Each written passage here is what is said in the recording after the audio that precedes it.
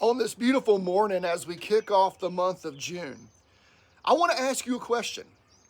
Is Jesus enough?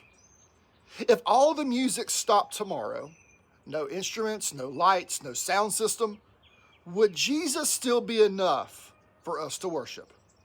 That question exposes something important in our hearts. Sometimes we can begin to think worship is about the experience, the atmosphere, or the music style.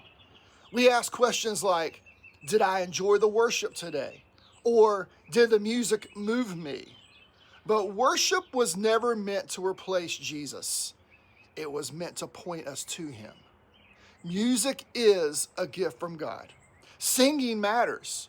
Corporate worship matters. But the center of worship has never been music. The center of worship is Jesus Christ. In John chapter 15, verse 5, Jesus said, I am the vine, you are the branches. He who abides in me and I in him bears much fruit. One of the fruits of abiding in Christ is worship. Worship is not supposed to create our relationship with Jesus. Worship is the expression of our relationship with Jesus. A heart that truly knows Christ cannot help but worship him. That is why in Luke chapter 7, the sinful woman fell at Jesus' feet with tears and worshiped him passionately. There was no band playing, no choir singing.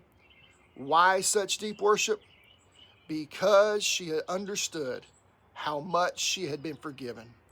The depth of her worship came from the depth of her relationship with Jesus. The reality is this: you can have perfect music and still miss Jesus. But if you have Jesus, if you truly have Jesus, you can worship him anywhere. Paul and Silas worshiped in a prison cell. Early Christians worshiped in homes and caves. Believers around the world today worship quietly without stages or productions. Why? Because Jesus is enough. At the same time, worship gatherings should deepen our relationship with Christ.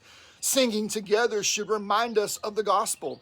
Worship should lift our eyes to Jesus, stir our hearts toward him, and cause us to treasure him more deeply. A worship experience that leaves us only talking about the music, that's missed the point. But worship that leaves us loving Jesus more, that is true worship. So maybe the better question is not, did the worship move me?